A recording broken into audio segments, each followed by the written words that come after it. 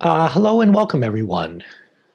My name is Daniel Byman. I'm a senior fellow at the Middle East Center at Brookings, and I'm delighted to be the host for our next panel. I'd like to welcome everyone who's been joining us for the session all week, which I think has been fantastic, and say a special thanks to those who are outside the United States, whether in the Middle East or around the world. We're really delighted we could all be together. Uh, when we talk about the Middle East, of course, one of the most difficult things to talk about are the really wrenching and bloody conflicts that have been plaguing the region for many years. This is something that is horrific for the peoples involved. It also creates very difficult policy issues for the states of the Middle East, but also for the United States, Europe, and other countries with a strong interest in the region. We're going to look at three of these conflicts in today's panel: Iraq, Syria, and Yemen. And I'm delighted that we have three fantastic experts to talk about these. We have Jumana Kadur, Marcin El-Shamari, and Gregory Johnson. Their bios are available to you separately, and I'm not going to spend a lot of time going through them. I just want to say that they are three fantastic people, and what I would stress is in different ways, they all have a Brookings affiliation, and it's something that we're very proud of. So with that in mind, I really wanted to kick things off by asking a big question to all three of the panelists. And if it's okay, Greg, I think I'll ask you to go first, and then ask Jomana, and then ask Marcin, which is, I'd like you to kind of look at your country of expertise, and so Iraq, Syria, or Yemen, and describe the path it's on. Where do you think it'll be just a few years out? So not way in the future, but a year out, 2 years out. And is there a better outcome? Is there some way that the United States, states of the region, others with an interest can kind of push it onto a better path rather than on a more dangerous path, which it might be on right now? So Greg, why don't you begin us, please? Yeah, thanks so much, Dan, and thanks to everyone who's watching. So with Yemen, unfortunately, the trajectory is not good. Yemen is basically Humpty Dumpty after he had his great fall. Yemen has fallen, it's broken into a number of pieces, and Yemen is not, I'm very pessimistic that Yemen can be reconstituted as a single state or even as two separate states, say prior to the unification of North and South Yemen in 1990. I don't think that's the situation that we're looking at. I think there are basically about 7 or 8 different Yemens that exist right now, all of whom are on different trajectories. So when we look out, say, 2 or 3 years, the concern that I have is that what we talk about is basically one war in Yemen. So we talk about this Saudi-led war in Yemen, but I think there's actually 3 separate wars that are happening simultaneously in Yemen. There's the US-led war on counterterrorism, there's the Saudi-led regional war, but there's also this local Yemeni civil war. And I think that's really important because the US, with the Biden administration, with the new US envoy to Yemen, Timothy Linderking, as well as the UN special envoy, they're all focused on ending that Saudi-led regional war, Saudi Arabia against what it sees as an Iranian proxy and the Houthis, who have control in the north with the capital city of Sana'a. And my concern is that that war is likely to end at some point over the next couple of years. But once that war ends, this local Yemeni civil war is going to take center stage. And this anti-Houthi coalition that has really been held together by Saudi money, by Saudi influence, by Saudi pressure, that anti-Houthi coalition is going to break apart. And in fact, we're already seeing this in Yemen.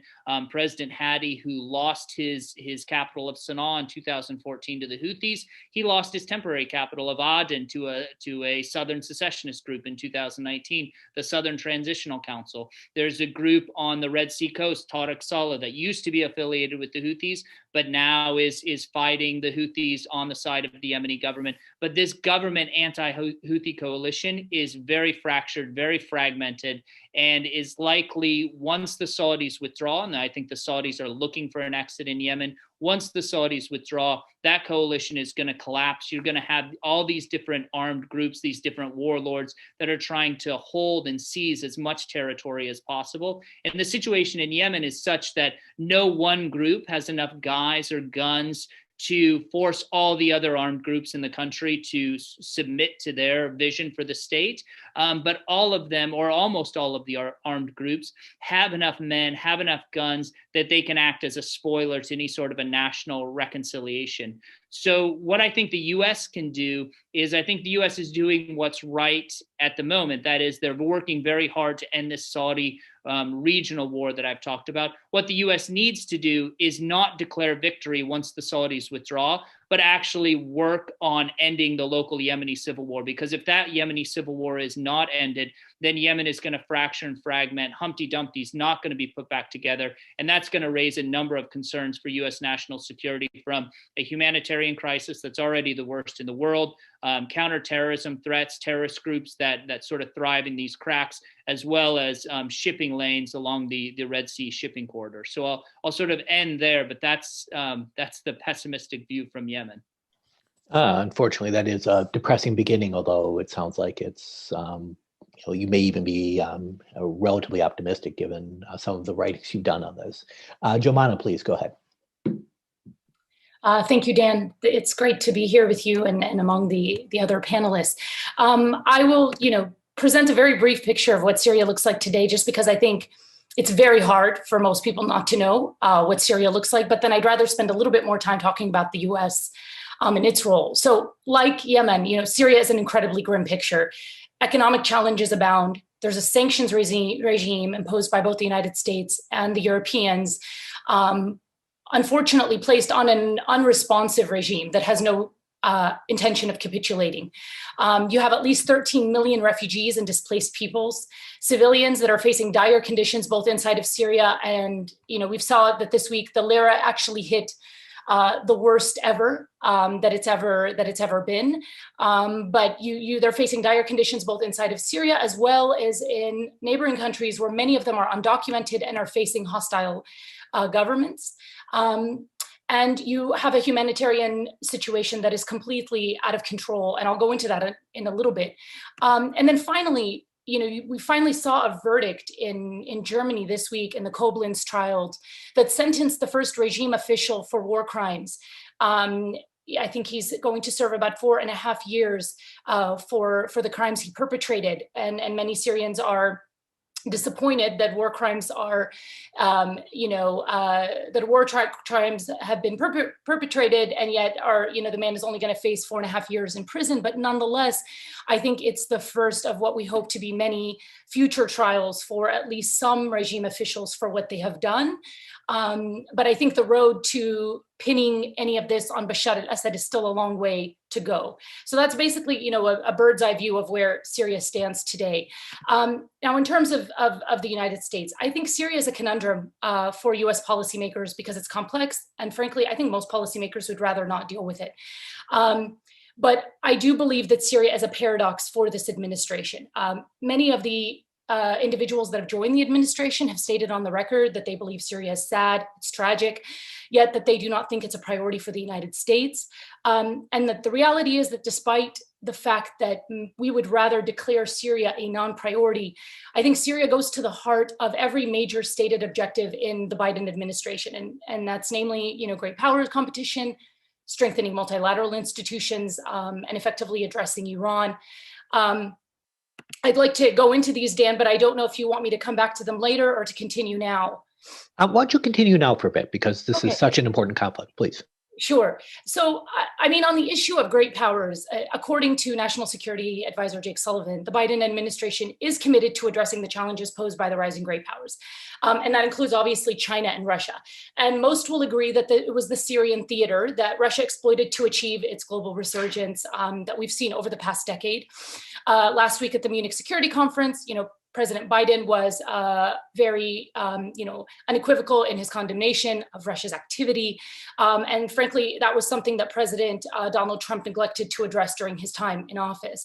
But Russia and China have also managed to step into the region, including in Syria, and to offer autocratic actors an alternative scapegoat, as long as they cooperated with them and basically expected, no delivery in terms of reforms or democratic progress. But I think the worst part of this is that even though Russia, vied for the position of chief broker in Syria, It's not an actor we can depend on to deliver tangible desired results. Outside of a partially executed chemical weapons program in August 2013, every other contribution that it's claimed to make has fallen far short of what UN Security Council 2254 asks for, and that is, basically the resolution that the United States has adopted as the cornerstone of its strategy. They haven't addressed mass displacement. They haven't created a more stable Syria. They haven't even been able to halt the violence.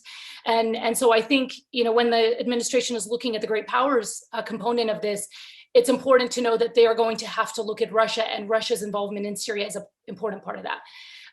I'll just briefly move on to the multilateral institution piece. And I think this does impact both Syria and Yemen. The United Nations has suffered incredible damage to its reputation as a result of the paralysis at the UN Security Council. Frankly, the UN has become almost impotent in the last decade. What used to be a neutral platform capable of facilitating peace in countries like East Timor is no longer able to ensure even the opening of one border crossing into Syria that is required to keep 4 million people alive. And I think this disillusionment with the United Nations is hurting the very institutions we helped create and that we value. And this goes, this supports, the arguments that people like, former President Donald Trump make when they want to cut off the, support to the WHO in the middle of a pandemic, that these institutions are corrupt and they're ineffective. And frankly, President Biden has a history of UN reform. In his 1999 Biden-Helms Act targeted issues of corruption and mismanagement. So I think this is a really great opportunity to prioritize that. And finally, I just wanted to briefly talk about Iran. I know it's going to come up, but it's also, part of this paradox. The Biden administration wants to go back to the JCPOA. Iran is expanding in Syria. It's entrenching itself. The strikes last night are a perfect example of that. Iran will also, through its proxies and militias, is going after different activists, assassinating dissidents, arbitrary arrest, displacement of populations, all of which have the potential to destabilize Arab societies moving forward. I'll stop there. Fantastic. Thank you so much, Jumana. Marcin, please. Thank you, Dan. You raised a very pragmatic question, and it's very difficult to answer, but I'll try to answer with as much clarity as my co-panelists have. Iraq is a bit of a different case than Syria and Yemen, I would say. And the reason is, to answer your question shortly, the path that Iraq is on is a path towards democratization, but a very, very difficult one. And you need to distinguish, or we need to distinguish, between democracy and democratization. Democracy, when we say it, is a very lovely term that has very positive connotations and seems easy and straightforward. But the path to democratization that we've seen throughout world history is something that's very difficult and really paved with a lot of obstacles and challenges. So my short-term view for what is ideal for Iraq in the next few years would be to have some kind of security stability, because it needs that desperately in order to be able to improve its economy and to come to peace with itself, as President Saleh mentioned on Wednesday in his speech with Brookings. But the issue is, Iraq has been through so many crises since 2003 that it really hasn't had a chance to catch its breath. I mean, we went through occupation and the time of state transformation, almost immediately into a civil war, and then onto ISIS. And throughout this entire time, we really haven't been able to find a moment to achieve any kind of security stability that would allow us to, for example, attract foreign investment and to address the economic problems that we have that stem from our oil dependency in Iraq, as well as to address, longer-term societal issues like the social contract we have in Iraq, which was really created by a predatory state. And so long as we can't achieve stability, we won't be able to remedy that. So how can the US and regional allies or regional partners and states promote stability in Iraq? The short answer is really to find some kind of resolution of US-Iranian relations, to find some kind of stability in that relationship. Because so long as the US and Iran are taking out, or having their discussions and their dialogues, not really discussions and dialogues, but on Iraqi territory or in Syria, it's going to be detrimental to the security and the stability of Iraq. and other countries in the region. And the key part that Iraq can play in this that's quite different than other countries is that Iraq has, as President Saleh also mentioned, a very good or a very unique relationship with Iran. It's different than the relationship of other countries in the region. And so it can play a role in being a mediator or part of the dialogue or the diplomacy that happens between the US and Iran. And this isn't just, as people think, Iraq's Shia political faction.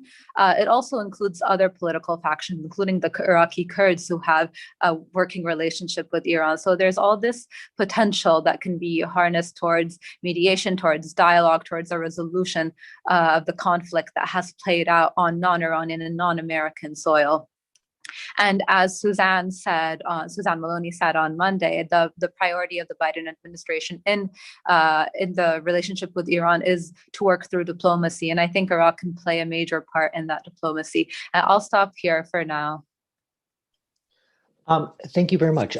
Those are great beginnings from all of you. I want to pick up on the Iran question because you've all mentioned it in different contexts.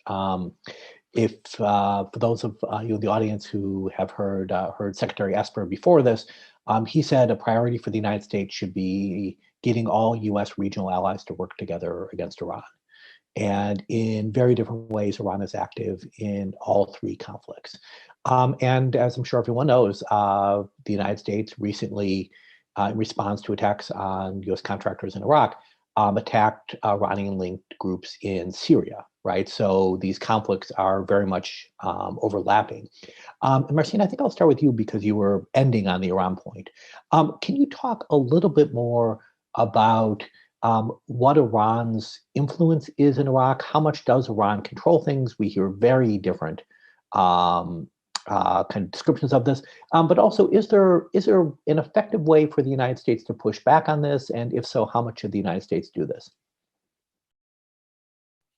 Yeah, so the relationship between Iran and Iraq needs to be looked at through a historical lens and through the fact that they're neighbors with a very long border and, a cultural, religious affinity in some ways. So I think there needs to be a separation from the expectations of that of the relationship Iraq can have with Iran that the outside world or foreign powers have towards Iran and Iraq, and then reasonable explanations that work towards Iraqi sovereignty, in which Iraqi sovereignty is preserved from all foreign intervention. So in terms of Iranian influence in Iraq, there's been an increasing rhetoric from analysts, from people who write about the relationship, that we really need to take a more pragmatic view and to understand certain things like economic ties or the fact that Iraq has to buy import gas from Iran and the like, are things that are unavoidable due to the fact that Iraq really doesn't have capacity for a lot of things at the moment. At the same time, there is a lot of foreign intervention in Iraq generally, not just Iran, but including Turkish intervention in Iraq that happens. And so it really is more about preserving Iraqi sovereignty than about pointing fingers at a particular actor. In terms of, intervention in through what people often point out is militias, the rhetoric I think that really needs to be straightened out is to really analyze groups without having a umbrella view towards all of them, and to really understand which groups are part of the Iraqi state, which groups are non-state actors, which actually receive foreign funding and from who and why. I think just a lot of nuance needs to be applied to the Iraq-Iranian relationship, not just from analysts, but critically from people working in policy and designing policy, because I think that goes a long way in being able to identify what is normal influence and what is undue influence on a country. Jumana, can I ask you a variant of that question, which is, again, how much influence does Iran exercise in Syria? But let me kind of give you two very different scenarios, right? One is arguably Iran saved the Syrian regime. Its back was to the wall. The Iranians were there. They came early. They brought Hezbollah and a whole bunch of Shia foreign fighters along and were very effective and were loyal. The other is that was yesterday. And these are very cynical regimes. And the Syrians have also been having at least limited ties to some of the Gulf states. They have a problem with Turkey, which is in a somewhat hostile relation with the Gulf states.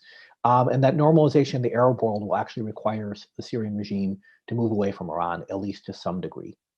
Can you give a sense of how you feel what the Syria-Iran trajectory is? And then again, the US question, given that this is a priority of the United States to kind of weaken Iranian influence in the region, are there things that you feel the United States should be doing to kind of encourage this?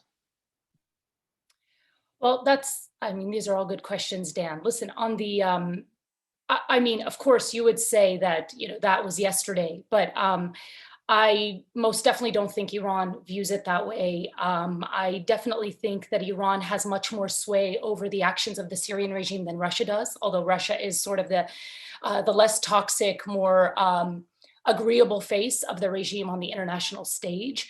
I think people sometimes don't quantify how involved the Iranians have been inside of Syria.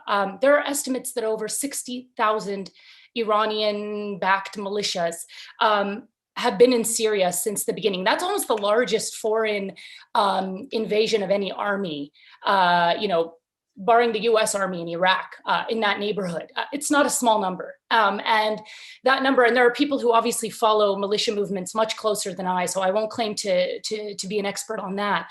But what we have seen is that in many places in Syria, those militias didn't just come and sort of, pass through and leave. Many of them have established bases, much like the one that was hit last night outside of Al-Bukamal. But they have also established bases throughout, including in Homs, in other places in the east, on Israel's border. There's a certain distance away from Israel, but obviously the Israelis keep hitting certain targets because the Iranians are very much keen on entrenching their presence further. Now add to this the societal component, and Iran is, has a past history of doing this. Lebanon is a perfect example. Hezbollah grew from a very small group into what is arguably the most powerful group inside of Lebanon today. And so it's sort of creating these parallel institutions within regimes is something that Iran has actually mastered. And it's part of what has made it very successful in its strategy in the region. Now it is, it has opened schools, universities. There are these Tashayyu centers where it tries to convert people to Shiism, but even barring the conversion factor, it is doing what it does best. Like I said, similar to what it does in Lebanon, which is step in and provide those services that are badly needed, so long as militias are allowed to be present and its military presence is tolerated. So I actually don't think it's up to the Syrian regime how Iran acts moving forward. You were asking me, sorry, I've lost sight of the second question that you... It's about whether the US can push things in one direction or another. Sure. Listen, I think there's been a lot of talk about a parallel track to the JCPOA that's been debated. But I think, we've seen both in your conference and from other, for example, Israeli experts and other folks in the region that they actually possibly don't want to negotiate targeting Iran's activity, militia activity, and regional activity outside of the nuclear, the nuclear talks. And I think that may allow for opportunities, like we saw last night, to hit, I think, important sites that can deter Iran from establishing bases or feeling comfortable to establish bases moving forward, as long as they're, limited,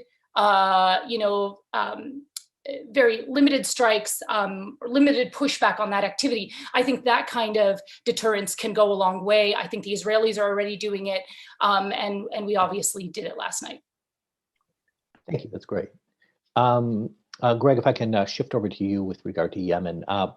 One of the arguments for intervention in Yemen that Saudi Arabia and the UAE made was the Iranians are there and we need to push back against them. They're getting another capital in addition to Beirut, Damascus, and Tehran itself, and or Baghdad to throw that in as well. And even if you take aside that kind of hyperbolic approach, how much influence do the Iranians wield in Yemen? And then if the Saudis, with US support, actually reduce or even end their role, does this leave the field wide open for Iran? Yeah, those are two really good questions, Dan. So you're right that Saudi Arabia in March of 2015, this is when the Obama administration was still in office, Saudi Arabia came to the Obama administration and said, we need to go in. We're very concerned about the Houthis. They've just taken the capital in late 2014. We think the Houthis are a proxy of Iran. We're worried about this basically Hezbollah south on our border. So we're going to go in. We're going to push them out. I think that was a very poor misreading of the situation in Yemen by Saudi Arabia. I think a lot of that stretched back into history. The Houthis and Saudi had fought some border skirmishes in 2010 as part of the Houthi wars. I think Mohammed bin Salman, who was the Minister of Defense at the time, was very, very keen on sort of restoring Saudi prestige, and he badly misread the situation in Yemen and what the relationship primarily between the Houthis and Iran was at the time. In fact, when the Houthis went into Sana'a in September of 2014, Iran was very adamant in telling them not to actually go into Sana'a at the time, and the Houthis disregarded that advice from Tehran. So what we've seen over the past 6 years is really the Saudi intervention to prevent the Houthis and Iran growing closer together has actually been a self-fulfilling prophecy, and that is it's done the exact thing that Saudi Arabia wanted to prevent, in that it's driven the Houthis and Iran much, much closer together than they would have been otherwise. The Houthis are Shia, but they're Zaydi Shia. They're not the sort of 12er Shia that is practiced, or 12er Shiism that's practiced in Iran and in Iraq and in Lebanon. They're a different strand of Shiism. But what we've seen over the past couple years in particular is that the Houthis are growing much, much closer to Iran. So in 2019, the Houthis appointed their first ambassador to Tehran. More recently in October of 2020, Iran named an ambassador to Yemen, Hassan Irlu, who's now under U.S. Sanctions. But at the same time, the Houthis have changed some of their religious practices. So things like Ashura, which was never a holiday that was practiced in Yemen, was celebrated in Yemen in Houthi-controlled territories for the first time in 2019. And so I think right now, yes, if Saudi Arabia does step back, there is a concern that, well, this will just leave it wide open for Iran to step in. The Houthis are going to continue to grow closer. I'm not sure I completely buy that argument. And I think this breaks down to whether you consider the Houthis to be a proxy of Iran or whether you consider the Houthis to be an ally of Iran. And I think I consider the Houthis to be much more of an ally than they are a proxy. That is, the Houthis are not going to change what it is that they think is in their best interest to do what's in the best interest of Tehran. The Houthis are very much aware of the geography in which they live. That is far from the borders of Iran, but right on the border with Saudi Arabia. And I think that if there were to be some sort of a settlement to this Saudi-led regional war, then I think there could be a situation in which the Houthis in Iran, while not completely breaking their relationship, the Houthis, remember, when they were completely isolated internationally, it was Iran that supported them, Iran that smuggled missile components to them. There will be a pragmatic view from the Houthis about the neighborhood in which they live. Thank you. A question where I think I'm going to focus on both Syria and Yemen in this capacity, which is really on the humanitarian tragedy. Understandably, many U.S. policymakers or policymakers around the world are focused on the strategic consequences. But some of the conflicts in the Middle East are among the worst in the world, and hundreds of thousands of people have suffered and continue to suffer. Putting aside the broader strategic picture, are there things that are realistic that other countries should be doing to kind of mitigate the humanitarian situation? And what I'd appreciate from both Greg and Jomana I'll ask you to go first, is really to talk about what you feel the scope of the current humanitarian situation is, and then talk about a few things that might be done. And Greg, I'll ask you the same question when Jomana's done. Thanks, Dan. I mean, yes, of course, the humanitarian part of this conflict is where we've seen sort of great powers clash and only, further exacerbate the conditions in Syria. I think one of the first immediate things and one of the immediate challenges that the Biden administration is going to face on the Syria file, and this is why I go back to the issue of this being a paradox, is that we want to ignore Syria, but we're going to be challenged by it in a number of ways. And one of that ways is the fact that this July, the final border crossing into Syria from Turkey into Idlib is set to expire. The Russians, yesterday vowed that it's going to be closed, that it will not be permitted to remain open. Obviously, the United States and its allies, primarily the Europeans, have pushed back on this. They've tried to push back on it for the past several years because 4 million people's lives are at stake. And if that border crossing is closed, all aid that the United Nations currently does, including vaccine response, COVID response, including all the many facets of humanitarian aid response, will have to go through Damascus. And I think it's been reported widely now through Human Rights Watch, Chatham House, and others, how challenging of a situation that's going to be. I mean, the UN, because of its own mandate, is required to operate under and by the mercy of the Syrian regime. The Syrian regime has absolutely politicized and utilized the United Nations to serve its own aims in terms of picking and choosing which areas it rehabilitates, where it provides aid to. It's mostly going to loyalists, and it's strategically depriving anyone who might have opposed the regime before. And so this is going to be the first challenge. And I think it's something that the US should really fight for very much. They should find a way to negotiate with Russia, a way to keep it open. And they should also, and this is something that I've heard from several people who have worked inside of the UN, develop a standards, sort of a list of standards that we will not continue to support the UN in the fashion we have been if aid is not being delivered in a humanitarian fashion or in congruence with humanitarian principles. And I think that, we've only seen, I think it's important, very important for us to take that position. I'm someone who's a humanitarian. I'm never in favor of cutting off any kind of humanitarian aid or threatening to cut it off. But the problem is the humanitarian aid here has been used as a political tool by the other side. And I think we need to, stop being naive about this and confronting it directly, and in hopes that this could help us negotiate a better outcome where humanitarian aid is still delivered. I think the other way, just for more broadly for your question, in terms of supporting civilians and citizens in the region, and specifically in Syria on this, President Donald Trump cut off the stabilization aid that was going to parts of Syria, North Syria, that are outside of the regime's control. And this has, really, in terms of our counterterrorism efforts and in terms of our ability to help establish local governance mechanisms, it has really hurt them. Many of these, media organizations and local governance councils, et cetera, were being funded and supported by us and the Europeans, especially in Idlib. And in 2017, that aid was cut off. And that has really left a lot of civilian actors who we would like to step up and to push back on these, on whether terrorists, whether it's HTS or Hezbollah or otherwise, we want them to be able to step up and push back on their own without our assistance. But they do need some support in terms of being able to establish themselves.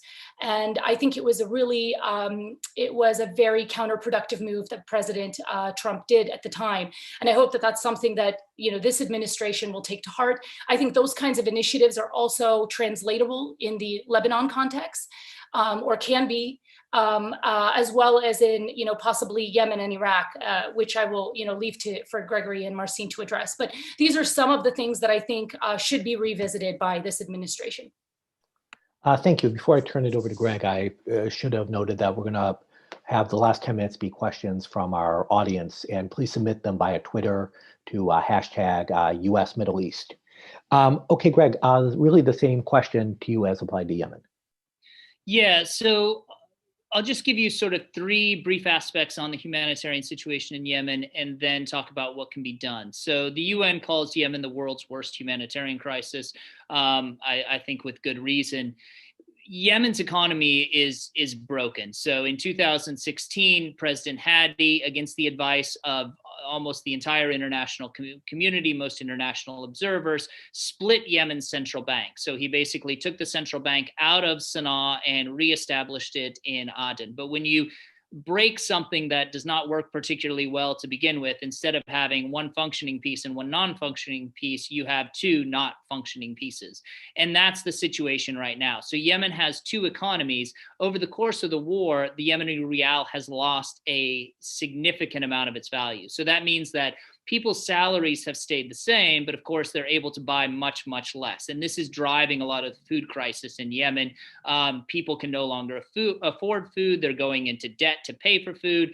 There's not enough medicine and not enough food getting into the country because the Saudi-led coalition has the idea that if they can sort of make the situation in northern Yemen so miserable that people will rise up against the Houthis, that of course has not happened because the Houthis basically get a pass on governance while Saudi Arabia is carrying out its bombing campaign.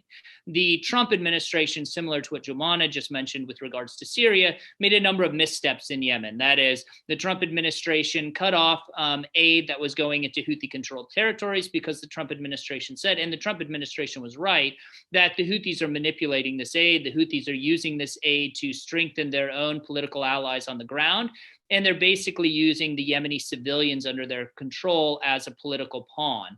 The Trump administration did something similar by designating on their last full day of office, January 19, 2021, that the Houthis are a foreign terrorist organization. That, of course, raised serious questions because once you have a group that is basically in control of a state or is acting like a state and has control of a portion of the country in which 60 to 70% of the population lives, then you're all of a sudden putting the brakes on commercial importers that are bringing in food. So not only now do you have an economic crisis in the north, but now you have a shortages of food, shortages of medicine.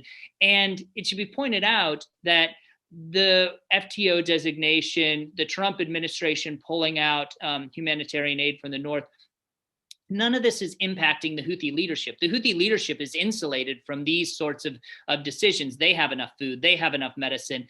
They're at the top of the social pyramid right now in the north. The people who are suffering from this are the Yemeni civilians who are living under Houthi control. The third aspect of the humanitarian crisis is what we're seeing right now in Marib. Marib is a city in the east of Sana'a. It's up in the north. It's under control of Hadi's government. The Houthis have been on a military offensive, a particularly violent one, really throughout the month of February, and they're trying to seize Marib. Now, the reason that they're trying to take Marib is that Marib, Shabwa, and Hadramaut, these are in the east of Yemen. This is where the vast majority of Yemen's natural resources, the oil and the gas fields are. So the Houthis have control of a portion of Yemen that has most of the population, 60 to 70%, but they don't have any of the natural resources, any of the exports. So in order to have any sort of long-term stability in the north, the Houthis need to get their hands on some of Yemen's economic resources.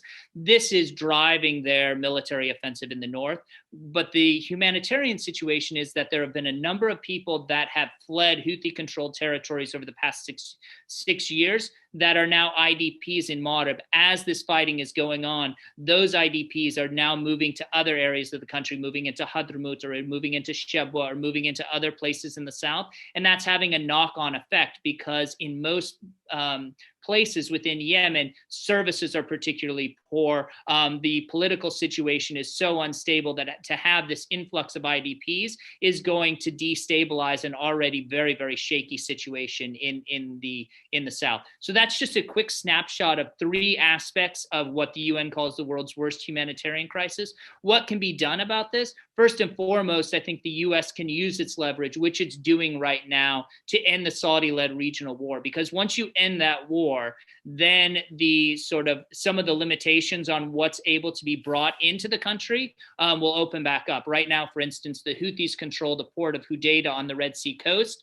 In order to bring shipments into there, most ships have to dock twice. They have to go through the UN UNVIM, which is the UN inspection mechanism in Hodeidah, but because the Saudis don't particularly trust on them, they often have to dock in Saudi Arabia, and this causes a number of delays in getting food shipments. The Saudis often turn back ships. Insurance premiums are very, very high. So just ending this Saudi-led war, even if you don't end the civil war, will go a long way to reducing the impact of the humanitarian crisis, which is really, it's completely man-made, and it's costing thousands and thousands of lives in Yemen, and it can be fairly easily solved.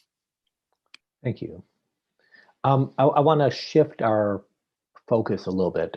Most of what I've been asking all of you is really about governments and how the United States can change government policies. But I want to shift to really talk about civic leaders. And there are many people in the Middle East who are trying outside of government to make their countries better places, whether in a human rights sense or in a humanitarian sense. And are there things that the United States can be doing to support those people? Marcin, can I begin with you to talk about Iraq?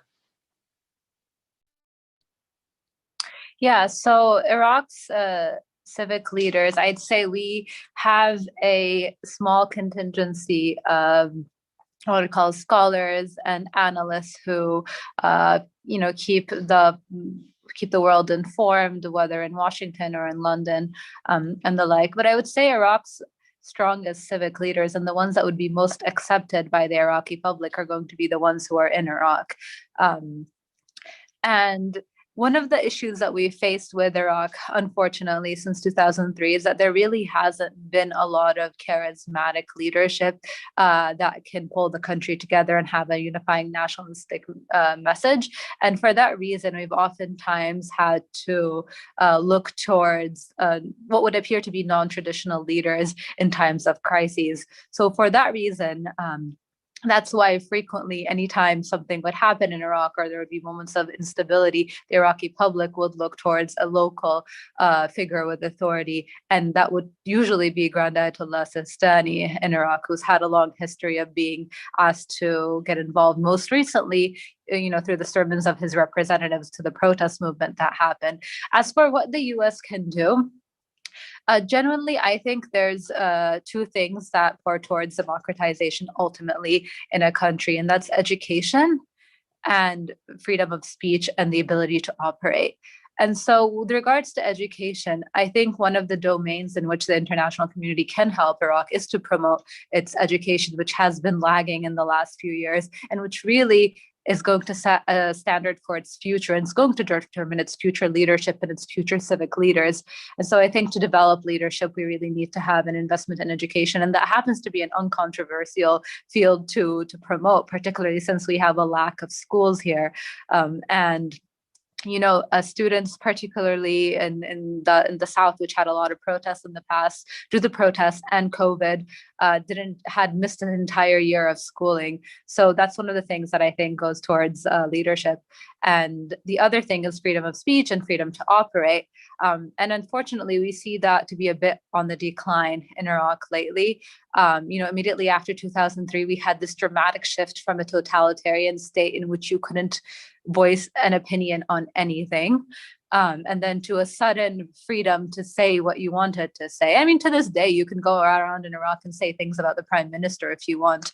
But there's a tightening of space, and that's unfortunate to see. And I think what the world can do and what the United States can do to promote more freedom of speech in Iraq is to let Iraq be stable, because there's space to nurture freedoms and space to nurture democracy when there isn't always fear of security and when there's a sense of ownership of the state. Thank you. Jemana, can you talk about this question, but in the context of Syria, where given the nature of the regime and the kind of divided nature of sovereignty in the country, the circumstances are so different? Sure. I mean, I do think there are Syrian leaders, but I most definitely think in regime-held areas, we're not going to know them. We're not going to know, we're not going to see their faces for their own safety. But I think that there are many issues that the intra-Syrian community is grappling with, right? One of them is that, does the opposition actually represent the people who it claims to represent? we know that Bashar al-Assad doesn't fully represent everyone under his control, but can we say the same about the opposition, who actually doesn't even control lands fully? And so there's a disconnect there that we have to be honest about. But also, and I heard one time an Iraqi scholar say this, and it's resonated with me ever since, is that, a democracy cannot be established by non-democratic actors. And I think so many of the individuals that have worked on the Syria context that are Syrian, whether you say they're opposition leaders, government leaders, et cetera, many of them are not people who are, deeply devoted to democracy and democratic principles and liberal democracy in particular. And so I do think on some ways, as much as difficult as it is for me to say this, that some of this will require time and evolution of a stable opposition, for example, that can come into government with a clear, party idea and values, and it has the ability to rally people behind it. I have yet to see such a holistic movement come out in the wake of the Syrian conflict. I definitely have hope for something like that appearing, but we have yet to see something like that at this current moment. But in terms of what we can do about it, I wholeheartedly agree with Marcine's recommendation, especially on the education part. And this is something that many of us have brought to the attention of the US government and the Europeans, is that there's actually funding for education has been largely halted over the past several years. And this is incredibly problematic because you have children in Syria, hundreds of thousands of children inside of Syria that have never stepped foot in a classroom, that are borderline illiterate, if not fully. And so, I remember a colleague of mine in the wake of the 2003 Iraq invasion that said, even after, everyone left or the Americans left, there weren't Iraqis there who were educated enough to rebuild it in the same way. And they warned us that make sure that you are not losing sight of preparing a workforce that will need to be there, that there will be the only people who want to be there the day after to help rebuild. And so I think, cutting off education aid has had dire consequences for the Syrian people. And that's one thing that I think our policymakers can in the immediate term address. In addition to, I think, what Marcine was saying about, identifying people who may, who may be able to groom, become leaders in the future, and at least help them have access to opportunities locally to help strengthen their ability to, rally people behind their vision and really established, firm movements that are long lasting. Thank you, and thank you all very much. We've gotten some excellent questions from our audience, and I wanted to bring some of them in. Greg, I want to start with you. One of our audience members raised the point that with Biden's executive order and other measures to end the U.S. role in Yemen, or end the U.S. support for Saudi Arabia's role in Yemen, the U.S. is effectively cutting off its own influence. That this is what it means is the United States may want to change things in Yemen, but no longer has any kind of dog, if you will, in the fight, and any ability to do things. How would you respond to that? Yeah, so that's a good question. Saudi Arabia needed U.S. acquiescence to go into Yemen in 2015. If the audience will remember, Saudi Arabia actually did a very odd thing, which is they announced the beginning of the war in Yemen not from Riyadh, but they announced it actually from D.C. And they wanted the U.S. to actually sign off on going in. I think that what the Biden administration has done is actually the right thing. The Biden administration, I think, has made it very clear, made three things very, very clear to Saudi Arabia. That is, U.S. support for this war is going to end. The war itself must end, and the U.S. is going to do everything in its power to make sure that Saudi Arabia, its territory, its borders are secure, and that it can work on some sort of a successful peace negotiation. Now, the trick there is that the U.S. has significant leverage with Saudi Arabia and the Saudi-led coalition. The U.S. has very limited leverage, almost no leverage with the Houthis. So, and right now the Houthis feel as though they are in the strongest position, because they feel we've kept the capital, we've survived 6 successive years of war, and these airstrikes have done nothing to dislodge us. In fact, if anything, we're much stronger now than when the war began. And the Houthis are not about to give up at the negotiating table what it is that they feel that they've won on the battlefield. So getting Saudi Arabia to stop the war is something that's in the U.S. power. Getting some sort of a negotiated peace settlement between Saudi Arabia and the Houthis is going to be much, much trickier. I think the U.S. has some tools at its disposal, both carrots and sticks that it can use. Sanctions are one, although the way that UN and U.S. sanctions have been put in place in Yemen has not worked particularly well. But I think there are steps the U.S. has that I think the Biden administration is well aware of that it can use to, at this late date, create leverage with the Houthis. Thank you. Another audience member asked a question about an important actor in the region we haven't talked about that much, which are the Kurds. Marcin, you mentioned this briefly in your remarks. But if I can ask you, Marcin, to kind of discuss what you feel should be the role of the Kurds in Iraq, not just within Iraq itself, but in terms of how other powers should be approaching them. Should this be something that there's been a special relationship between the United States and Kurdish leaders for decades now? How should this change in a way that would be best for Iraq? I think this is part of a broader issue in Iraq that has been needed to be addressed for quite a while now, and that's the issue of having a national dialogue amongst Iraq's various ethnic and religious groups. Obviously, the Kurds are a very large ethnic group in Iraq. They have a semi-autonomous region with their own with their own parliament and with their own government. That being said, like the rest of Iraq, the Kurdistan region of Iraq has gone through its own set of crises and problems, including protests recently, much like happened in South and South Central Iraq. And the reason I point this out is because I think also, as President Saleh said on Wednesday, at some point we really need to have a national dialogue about the way the Iraqi state looks and how different groups belong and what role they have in it. It's a very tricky question because when you have foreign ties that are directly tied or directly targeted towards one subset of a country, that in a way takes away from the sovereignty as a country of the country as a whole. And this is particularly problematic if you think about the way that the Kurdistan regional government has been ruled for years, and that it really hasn't been democratic in the full sense of the term. It's been led by essentially the same parties for years now. And so I think the better way for any international actor to actually engage with the Kurdish people is for first Iraq and for any other country that, well, I'm only going to speak about Iraq because it's the one that concerns me most now, is to have a genuine national dialogue about what it means to be Iraqi, what the relationship should be like between Erbil and Baghdad. There's a lot of dissatisfaction on both sides. But I think when you approach the Kurdistan region through its people, rather than just assuming that the actions of the governments, both in Baghdad and Erbil, are reflective of the will of the people, I think that would help. And like I said, it's part of this bigger problem we have of having to go through these crises and never having a time for national dialogue.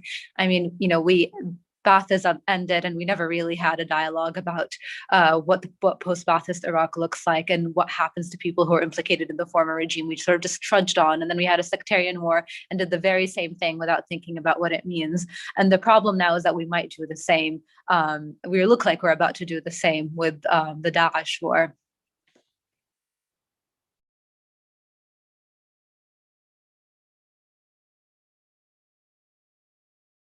Oh, I'm sorry, that was the end of my comments there. I apologize. Joanna, we have a few minutes left. I wanted to ask you a similar question about the Kurds in Syria, but with the recognition that it's a much smaller community in terms of percent of the whole, but at the same time, a tremendously important one from the point of view, especially of the U.S. military, but more broadly for kind of U.S. policy in general in terms of some very specific U.S. objectives. Sure. I couldn't have said it better. I mean, I think the brilliance of the Kurds is that they've been able to, especially through helping us, by being really the ground force in terms of the war on ISIS, have proven themselves really quite capable of helping us even achieve our own goals on the ground. And they've managed to now, hold about 30% of Syrian land. Now, that doesn't mean it's held by one faction of the Kurds, or that everything they control in that area is only Kurds. There are most definitely some Arabs that are a large proportion, of Arabs who live in those areas. But like Marcin said, I think also in the Syria case, the issues of what a Syrian is, who is a Syrian, is Syria an Arab, it's called the Syrian Arab Republic. Believe it or not, the word Arab in the title of the state has caused, massive debates among, in Syrian between opposition and government and other circles. And so, the place of Kurds as being part of the Syrian state is something that I think is yet to be determined. We haven't even had a moment to catch up to think about that. The Kurds are very clear in terms of wanting some kind of autonomy in Syria. They've tried to negotiate that. They haven't. I'm getting a little distracted by all the by all the pictures, but they have fought to really delineate some of those borders in their favor post the defeat of ISIS. And I think now the challenge is going to be to decide whether or not, or to be able to see whether or not they strike some kind of a deal with the regime, which is, it's always possible. Although at this point, we haven't seen momentum for that, or if they're going to remain sort of their own enclave in the Northeast, playing an important role in withholding some resources from the regime and keeping some space where, some free space may still be available in North Syria outside of the regime's hands. So I'll stop there. Jamal, that's a great way to end. Thank you so much. It's really been a fantastic panel, and I'd like to thank Marcin, Greg, and Jumana for really fantastic presentations that have made us all a lot smarter. We're going to take a little break now, but please, everyone, stay around for our next panel. It's going to be fantastic on broader lessons learned and how the Biden administration should be approaching the Middle East. So thank you very much again to our panel, and I look forward to the next one coming along. Thank you. Thanks for watching. Be sure to like and subscribe for more videos from Brookings.